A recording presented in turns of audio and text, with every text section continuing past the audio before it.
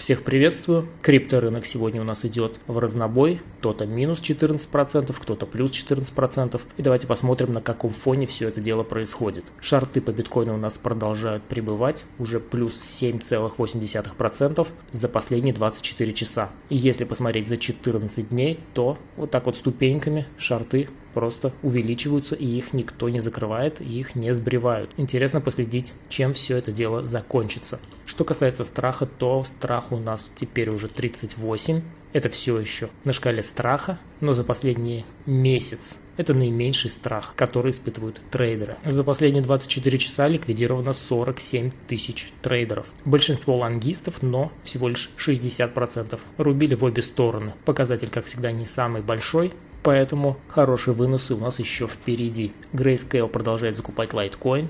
Это, наверное, единственная монета, которую они стабильно покупают. Немного скидывают иногда, но постоянно ее продолжают покупать. Вместе с тем прикупили сегодня LPT. Остальное все сливают. Из важных событий в криптокалендаре можно отметить сегодня. На монете Decrypt выпуск Ledger 2.29 и SafeMoon проводит пробную регистрацию в бета-версии кошелька. Это из последних добавленных, а вообще сегодня у нас и по ZEC запуск тестовой сети, и Stellar у нас листится на новой бирже, и также Polkadot, как говорили в прошлом видео. На эту дату у нас назначен Parachain слот аукцион. Завтра события по эфириуму, хардфорк тестовой сети, Stacks, Nexo, не столь важные события. В Центробанке оценили возможность легализации биткоина в России по примеру Сальвадора. Мы относимся к так называемым криптовалютам достаточно сдержанно. Это денежный суррогат, и мы против того, чтобы криптовалюты, как частные цифровые, даже деньгами их не хочется называть,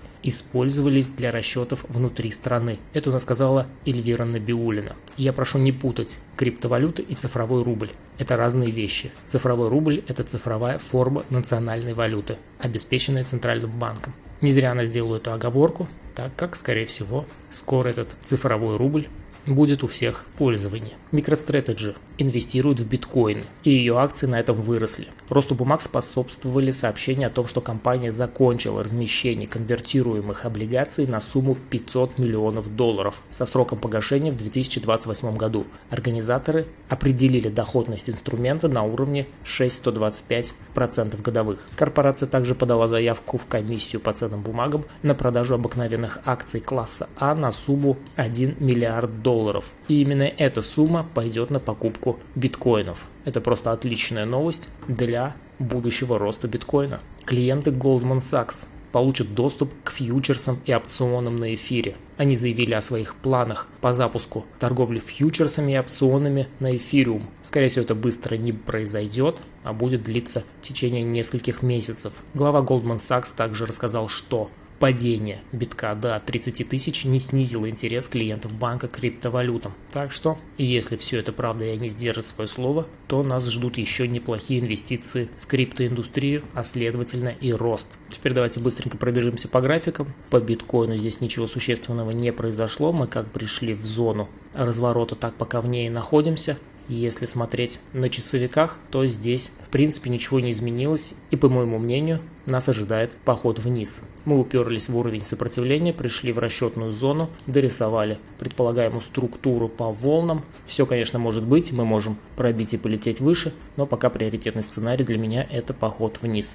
Данное движение я шортить не буду, а если так произойдет, то вот здесь буду рассматривать возможность зайти в лонг. Пока по биткоину прогноз актуален, в приоритете движение вниз до данных уровней. По эфириуму мы сжимаемся здесь в треугольнике, здесь все больше и больше движение похоже на треугольную формацию, так как хаи у нас понижаются, лои у нас повышаются.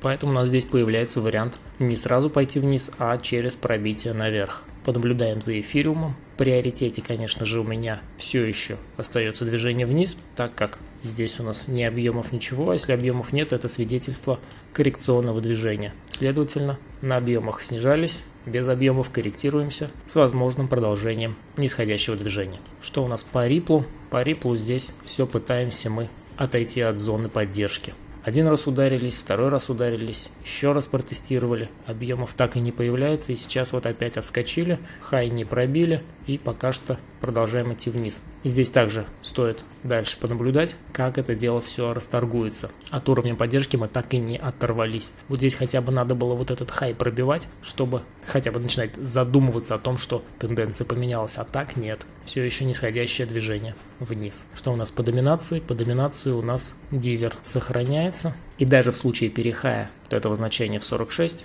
у нас будет сохраняться дивер на шорт. И снижение доминации будет более предпочтительным. Не особо много времени, но попросили посмотреть такую странную монету. Наверное, ее даже и здесь нет.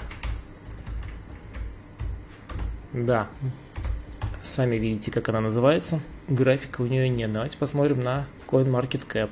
Есть ли она вообще здесь? Вот промазка есть.